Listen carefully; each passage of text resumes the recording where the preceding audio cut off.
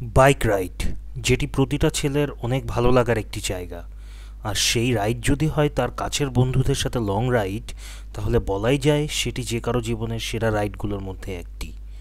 হ্যাঁ বন্ধুরা, আমি নাহিয়ান এবং আমার আরও 6 বন্ধু মিলে আমরা বাইক নিয়ে গিয়েছিলাম শ্রীমঙ্গল এবং মৌলভীবাজার ট্যুরে। যদিও এর আগে বেশ কয়েকবার এই দুটো জায়গায় আমার যাওয়া হয়েছে, কিন্তু এবার ছিল কিছুটা ভিন্ন। কারণ এবার আমি আমার কাছের বন্ধুদের সাথে বাইকে করে শ্রীমঙ্গল এবং মৌলভীবাজার গিয়েছিলাম। এই ভিডিওতে আপনারা মৌলভীবাজারে অবস্থিত রাঙ্গাউটি রিসোর্ট সম্পর্কে জানতে পারবেন এবং একই সাথে শ্রীমঙ্গলের দৃষ্টিনন্দন চা বাগান এবং মাধবপুর লেকের সৌন্দর্য উপভোগ করতে পারবেন। So let's go. আমাদের যাত্রা শুরু হয় ঢাকার আগারগাঁও থেকে, যেটা সবার জন্য মিটিং পয়েন্ট ছিল। তো আমাদের 7 জনের জন্য বরাদ্দ ছিল সর্বমোট 4টি বাইক। দুটো বাইক অলরেডি চলে এসেছে। চায়ের দোকানে বসে বসে আমরা আড্ডা দিতে দিতে বাকি দুটো বাইকের জন্য অপেক্ষা করতেছিলাম। কিছুক্ষণের মধ্যেই রাকা তার বাইক নিয়ে চলে আসে। এরপরে এর কিছুক্ষণের মধ্যেই বাকি অন্য বাইকটা চলে আসে। ও আসার পরেই আমরা আমাদের যাত্রা শুরু করি। এই যে বাইকার এসে পড়েছে। হ্যালো, খেলা হবে, বলো আমাদের ট্যুর সম্পর্কে কিছু বলো। পিছে একটা ভয়পাদরি বসবে আমার, সে আমাকে ছাড়া বসতেই চায় না। জিনিসটা হচ্ছে যে ক্যামেরাটা ধরে আছে, এই যে এদিকে করে এইভাবে করে ঘুরায় দেখুন, এই যে এই লোকটা আমাকে ছাড়া বসতেই চায় না। অনেক দিনের দুষ্ট কোথাকার। এখন আমরা যাত্রা শুরু করতেছি। এই যে সবাই রেডি। এখানে ইমন, হাই দাও। দাঁড়ায় আছে কেন? ভাব নিয়ে দাঁড়ায় আছে কেন? ল্যাপটপ তুলে হাই। এই যে আরিফ।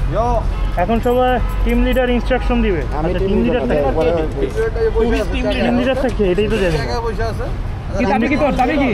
হ্যাঁ বন্ধু শোনো, হ্যাঁ বলো বলো, ইনস্ট্রাকশন দাও। আর এই যে আমি ইমন হচ্ছে আমাদের নেভিগেটর, নেভিগেটর। তুই হচ্ছিস আমাদের ডিরেকশন ম্যান, তুই ওরে গাইড করবি। হাইয়েস্ট স্পিড 90, জায়গা বুঝে হাইয়েস্ট 90 না 80 উপরে যাবে না, 90 না, কিসে 90? 90 অনেক স্পিড। না 90 না, তুই চলতে পারবি না ভাই। 90 জায়গা বুঝে হাইয়েস্ট স্পিড 90। আমাদের মধ্যে একটা বট আছে, এই খেলা আমাকে মাঝখানে গার্ড অফ অনার দিয়ে নিয়ে যেতে হবে। সো ও থাকবে সবার মাঝখানে, সেটা সেকেন্ড হোক আর থার্ড হোক, ও বট টাইম ওয়েস্ট। বট বানাই দিলাম, আমি করিস না। বট সিরিয়াসলি বল, কে কি সামনে পিছনে থাকবে, এটা ওটাই তো বট। ইয়েস ভাই, ইয়েস। ফার্স্টে হয়, সেকেন্ডে তুই, থার্ডে হয়, থার্ডে আমি, তুই লাস্টে। আমি লাস্টে, আমি আড়া গেলে না লাস্টে দাও, যাবে না, ওকে লাস্টে মারা যাবে না। তুই লাস্টে থাক। এই অনেক কিন্তু আলা যায়। এই আমরা লাস্টে, তুই থার্ডে, আমরা লাস্টে। তুই সেকেন্ড থেকে সবি না, তুই ওরে খালি ফলো করবি। ওকে লাস্টে, তুই লাস্টে, তুই লাস্ট বয়। ওকে বস, রেডি? একটা সেলফি নে। আচ্ছা একটা সেলফি নে। সেলফি কে নিবে? তুই নে। তুই না, এটা দি।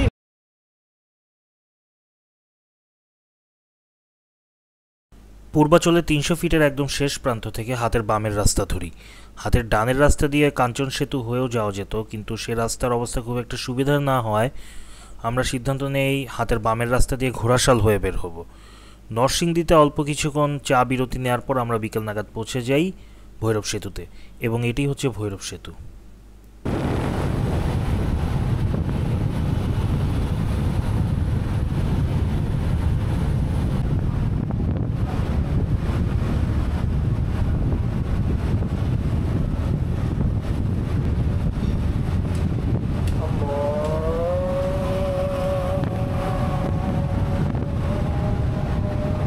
অনেকক্ষণ বাইক চালানোর পর রাইডার থেকে পিলিয়ন সবাই মোটামুটি কাহিল। এরপর আমরা সিদ্ধান্ত নেই লাঞ্চ বিরতি নেওয়ার, কারণ সবাই অত্যন্ত ক্ষুধার্ত থাকে তখন। সন্ধ্যা ঠিক আগ মুহূর্তে আমরা লাঞ্চের জন্য সোহেল হোটেলে আসি। তো সোহেল হোটেলটা হচ্ছে ব্রাহ্মণবাড়িয়ার একবারে শেষ প্রান্তে এবং মাধবদী শুরু হওয়ার আগে চান্দোরা নামক একটা জায়গায় হাইওয়ের পাশে অবস্থিত। সোহেল হোটেলের খাবার আমাদের সবারই মোটামুটি ভালো লাগছে, বিশেষ করে হাঁসের মাংস এবং গরুর মাংস অনেক ভালো লাগছে সবার কাছে। আপনারা যারা বাইক নিয়ে বা পার্সোনাল গাড়ি নিয়ে এদিকে আসেন, তারা এই হোটেলে চাইলে যাত্রা বিরতি নিয়ে লাঞ্চ করতে পারেন বা খাবার খাইতে পারেন, এটা আমি রিকমেন্ড করব। কিন্তু এই জায়গায় ওয়াশরুমের কোনো ফ্যাসিলিটি নাই। এখানে জাস্ট বেসিন আছে, বেসিনেই হাত মুখ ধুইতে হবে। ওয়াশরুম করার কোনো ভালো ফ্যাসিলিটি নাই, এটা একটা মানে সমস্যার বিষয়। তো এটা যদি বিবেচনা না করেন, খাবারের দিক দিয়ে বিবেচনা করলে সোহেল হোটেল অনেক ভালো। ইনসেন্ট মোমেন্ট, ঠিক আছে? আমি এখন এই মুহূর্তে এরকম একটা সোহেল হোটেলে ঘুরছি, ঠিক আছে? নাইস।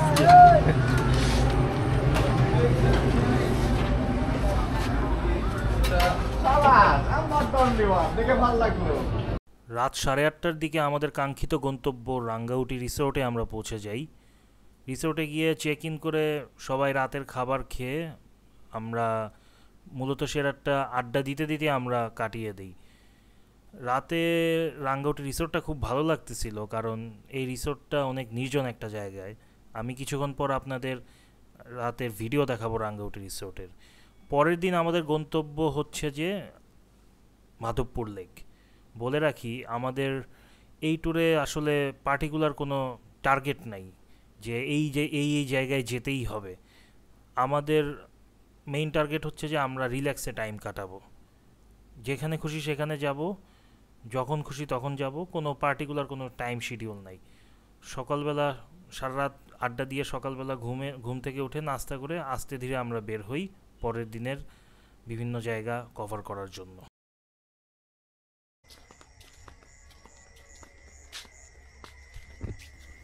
এখানে খুব সুন্দর একটা লেক আছে, এটা প্রাকৃতিক লেক বলা যায়। আমি যদি ভুল না করে থাকি, এই লেকটা কোনো নদীর সাথে মিশেছে। আমরা 2 রাত এই রিসোর্টে ছিলাম, 2 রাতেই এই লেকের পাড়ে, এই যে এখানে যে বসার জায়গা আছে, এখানে সবাই বসে এখানে আড্ডা দিতে দিতে সময় অতিবাহিত করি। এই লেকের একদম এই রিসোর্টের একদম শেষ প্রান্তে একটা সুইমিং পুল আছে। সুইমিং পুলটা অনেক সুন্দর, ওখানে চাইলে যে কেউ গোসল করতে পারবে, সেটা দিনে হোক বা রাতে হোক। রাতের বেলা হলে এখানকার যারা দায়িত্বে আছে তাদের কাছ থেকে তাদেরকে বলতে হবে, তারা সেই ব্যবস্থা করে দিবে। দিনে অথবা রাতে যে কোনো সময় এখানে গোসল করতে পারবে সুইমিং পুলে।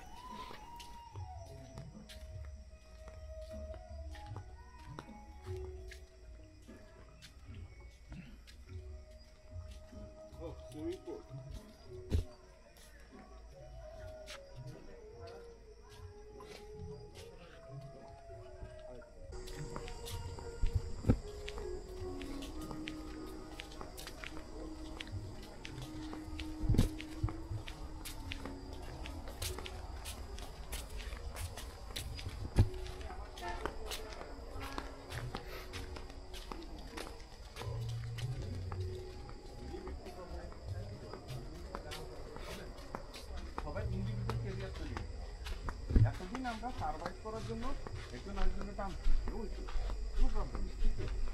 এটা প্রথম অবস্থা।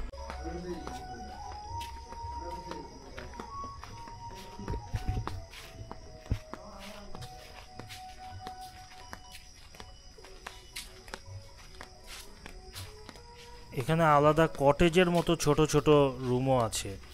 এই রুমগুলো কিছুটা এক্সপেন্সিভ। আমরা যেখানে ছিলাম, আমরা ছিলাম 2 তলা একটা বিল্ডিংয়ের নিচতলায়।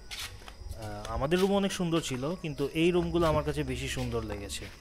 এবং এই লেকের মাঝখানে একটা ছোট 1 রুমের একটা কটেজ আছে, ভাসমান কটেজ আছে। সেটা হচ্ছে যে সেটা কাপলদের জন্য। মূলত সেখানে যারা কাপল আসে তারা ওই জায়গায় ওই কটেজটা ভাড়া নিতে পারে, কিন্তু এটার দাম বেশি হবে।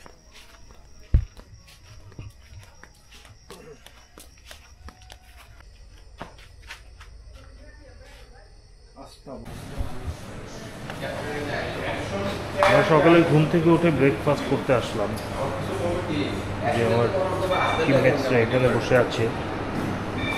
কি অবস্থা ইমন, বলো কেমন লাগছে? রাত্রেবেলায় ভালো ঘুমাইতে দেয় নাই, কিছু আজাইরা পোলা পাই। সকালবেলা নাস্তা করতে দিয়েছে না, কিছু আজাইরা পোলা পাই। তুমি যাও, কার সাথে ঘুমাইছিস?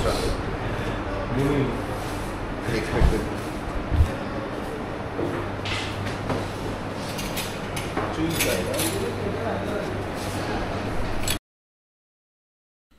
ব্রেকফাস্ট শেষ হওয়ার পর আমরা সবাই রেডি হয়ে বাইক নিয়ে বের হয়ে পড়ি মাধবপুর লেকের উদ্দেশ্যে। বলে রাখি, আমার রাইডার ছিল রাকা এবং আমি তার পিলিয়ন ছিলাম। ও ঢাকা থেকে রাইড করে আসছে, এই জন্য বেশ ক্লান্ত ছিল। দেখে শ্রীমঙ্গল এবং মৌলভীবাজারের যে রাইডগুলো ইন্টারনাল যে সিটির ভিতরে বা এখানকার বিভিন্ন দর্শনীয় স্থান দেখার জন্য যে রাইডগুলো সেই রাইডগুলো আমি করেছিলাম, মানে বাইকটা আমি চালাইছিলাম। কারণ পরের দিন আবার তার মানে বাইক চালিয়ে ঢাকা যেতে হবে। হ্যাঁ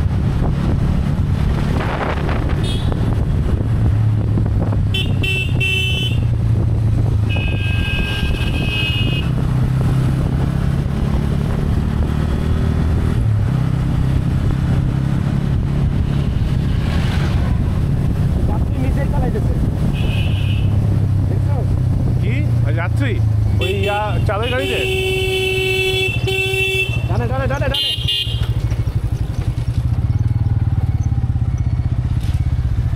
সামনের বাইকে ছিলাম আমি এবং আমার ফ্রেন্ড রাকা। যেহেতু বাইকটা আমি চালাচ্ছিলাম, ভিডিও করার দায়িত্বে ছিল আমার বন্ধু ইমন।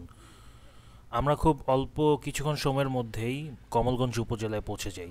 এরপর চা বাগানে বেশ কিছুক্ষণ সময় অতিবাহিত করার পর আমরা চা বাগানের ভেতর দিয়ে বাইক রাইড করে আমরা পৌঁছে যাই মাধবপুর লেকের এন্ট্রি গেটে।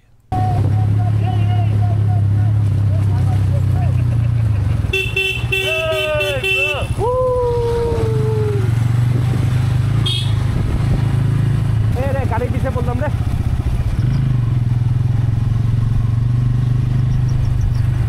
ওরে রাস্তা রে।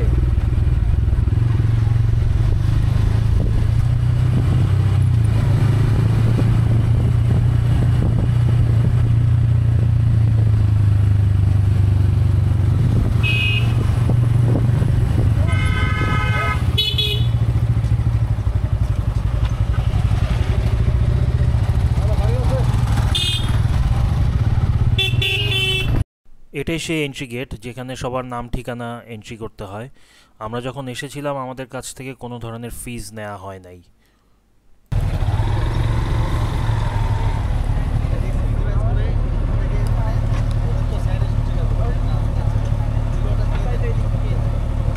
এখানে এন্ট্রি করতে হয়, মাধবপুর যাওয়ার সময় এখানে এন্ট্রি করতে হয়।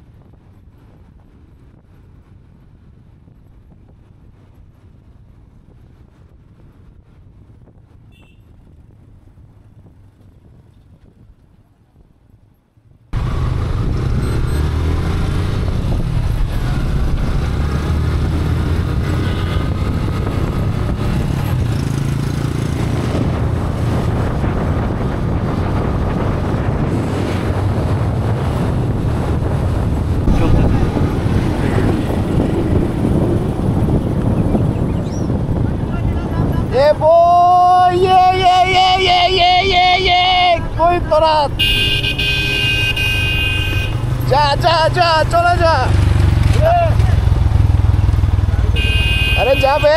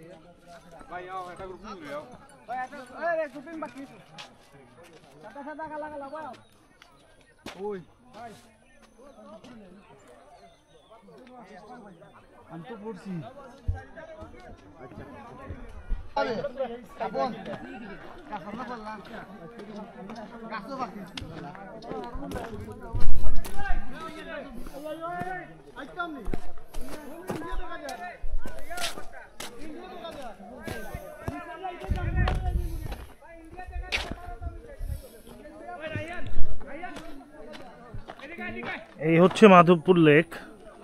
একটা ছোট একটা টিলার উপরে উঠলাম, ওঠার পর এই ভিউটা পাইছি। ভালোই দেখতে, সুন্দর অনেক। তো এই দিক দিয়ে চাইলে আমরা সাইড দিয়ে নেমে আমরা এই সাইড ধরে মাধবপুর লেকের সাইড ধরে আমরা হাঁটতে পারি আর কি। তো আমরা এই দিক দিয়ে গিয়ে ওই দিক দিয়ে নেমে এই দিক দিয়ে ব্যাক করব আমরা।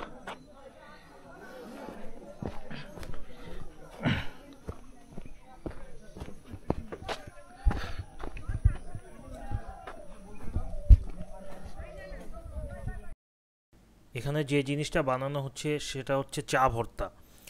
চা ভর্তা হচ্ছে যে এখানে চা পাতার সাথে বিভিন্ন ধরনের মশলা এবং চানাচুর মিশিয়ে চা ভর্তা বানানো হয়, সাথে অবশ্যই পেঁয়াজ, মরিচ, লেবু এসব মিক্সড করা থাকে। চা বাগানের চা শ্রমিকরা বেশ অনেক দিন ধরে কোনো ধরনের বেতন বা কোনো আর্থিক সুবিধা পাচ্ছে না মালিক পক্ষের থেকে। বিশেষ করে আমরা এখন যে চা বাগানে আছি, তো তাদের ক্ষুধা নিবারণ করার জন্য তারা ভাতের সাথে চা ভর্তা মাখিয়ে তারা ভাত খায় বা রুটি খায়। তো তাদের কষ্ট, তাদের একজনের সাথে কথা বললাম অনেকক্ষণ দাঁড়িয়ে, তো খুব খারাপ লাগলো তাদের এই সময়ে একজন মানুষের এত কষ্ট হইতে পারে, সেটা আসলে না দেখা পর্যন্ত বিশ্বাস করা যায় না।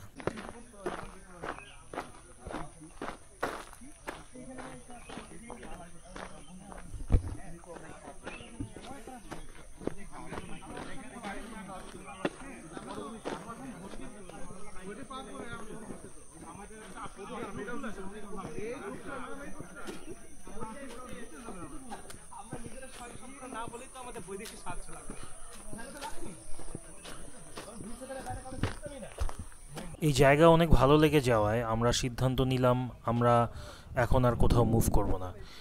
বিকেলটা এই জায়গাতেই অতিবাহিত করে, মানে মাধবপুর লেকের উপরে চা বাগানে অতিবাহিত করে সন্ধ্যার দিকে আমরা রিসোর্টের দিকে রওনা দিব। এখানে আমরা বিকেলে গান গেয়ে আড্ডা দিয়ে ঘোরাঘুরি করে বেশ সুন্দর একটা সময় অতিবাহিত করলাম। অপরাধ ছিল যতটুকু তোমার কাছে, তুমি ক্ষমা করে দিও আমায়।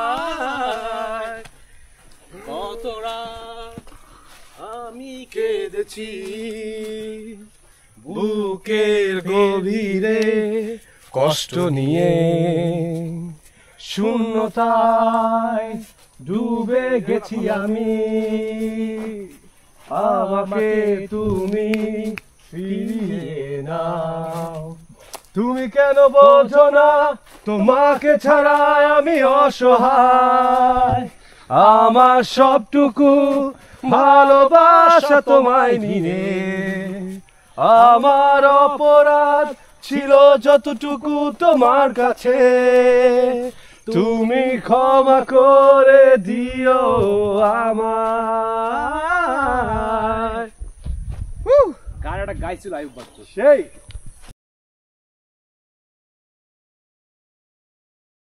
রাতে রিসোর্টে ফিরে আমরা বারবিকিউর আয়োজন করলাম। গতকাল রাতে যে প্রাকৃতিক লেক দেখিয়েছিলাম সেই লেকের পাড়েই আমরা বারবিকিউর আয়োজনটা করি। লেকের পানি, শব্দ, ঠান্ডা হাওয়া এবং মাংসের যে ঘ্রাণ সব মিলে খুব ভালো লাগতেছিল আমার। একটা জিনিস আমার মেনশন করা উচিত, এই রিসোর্টের যারা দায়িত্বে আছেন তাদের সার্ভিস, ব্যবহার এবং তাদের খাবার দাবারের মান আমার খুবই ভালো লেগেছে। আমি আপনাদের রিকমেন্ড করব এখানে আসার। এরপর আমরা চলে গেলাম সুইমিং পুলে, কারণ কালকেই আমাদের ঢাকা ফেরার পালা, আর সময় পাবো না।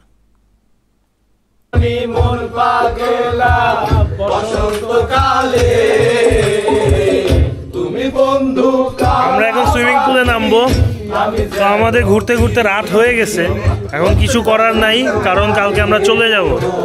তো এই রাত 9টার দিকেই শীতের সময় আমরা সুইমিং পুলে নামতেছি। সুইমিং পুলে গোসল করব, অনেক মজা হবে, ফুটবল খেলবো। এরপরে ল্যান্ডটা খুব ভালো অনেক ভালো। ও শোন ইমন, আমিও গাড়িতে যাচ্ছি।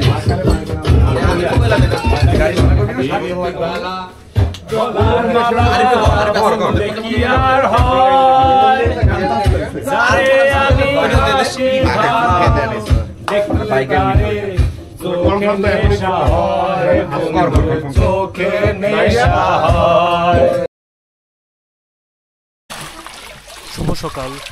আজকে কিছুক্ষণের মধ্যে আমরা ব্রেকফাস্ট করে রওনা দিব ঢাকার উদ্দেশ্যে। এর আগে দিনের বেলায় রাঙ্গাউটি রিসোর্টের কোনো ধরনের ভিডিও আমি করিনি, যেটা এখন আপনারা দেখতে পাচ্ছেন। এই রিসোর্টটা আসলেই অনেক সুন্দর, আমার কাছে খুব ভালো লেগেছে। বিশেষ করে এর যে প্লেসটা, একটা প্রাকৃতিক লেকের পাশে বিশাল মাঠ, তার পাশে হচ্ছে যে ছোট ছোট কটেজ, এবং তার সামনে হচ্ছে আমরা যেখানে ছিলাম একটা দোতলা বিল্ডিং, এবং তার পেছনে হচ্ছে গ্যারেজ। এবং আরও একটা জিনিস খুবই অ্যাট্রাকটিভ লেগেছে আমার কাছে, সেটা হচ্ছে এদের কাপল কটেজটা, যেটা লেকের ভেতরে ভাসমান ফ্লোটিং অবস্থায় আছে। এই যে এখানে যেটা দেখতে পাচ্ছেন সেটা। আমি আপনাদের রিকমেন্ড করব এই রিসোর্টে আসার জন্য। আশা করি আপনাদের ভালো লাগবে। এদের সব সার্ভিস এবং সার্ভিসের বাইরেও খাবারের টেস্ট সব মিলে আমার কাছে খুব ভালো লেগেছে। তো আজকে আমাদের শেষ দিন, খুব ছোট একটা পর্ব ছিল এটা। সামনে আমার এভারেস্ট বেস ক্যাম্পের একটা সিরিজ আসতে চলেছে। আশা করি আপনারা আমার পাশে থাকবেন।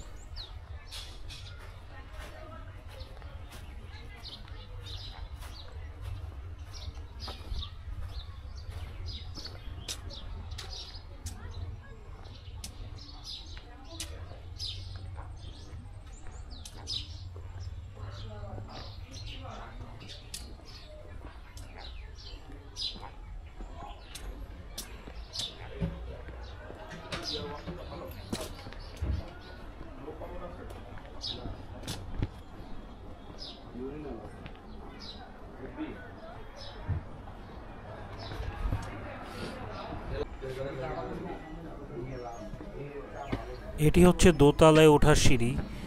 এই বিল্ডিংয়ের নিচের তলাতেই আমরা ছিলাম, দুটো রুম নিয়ে।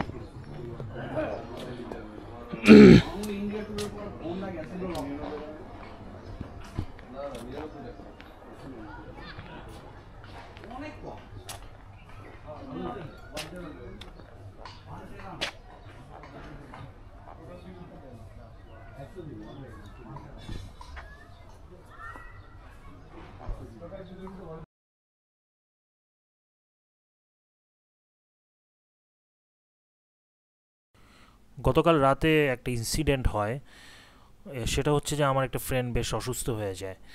সেজন্য সে অসুস্থ হওয়ার কারণে তার বাইকে করে ঢাকা ফেরার আর কোনো সিচুয়েশন ছিল না।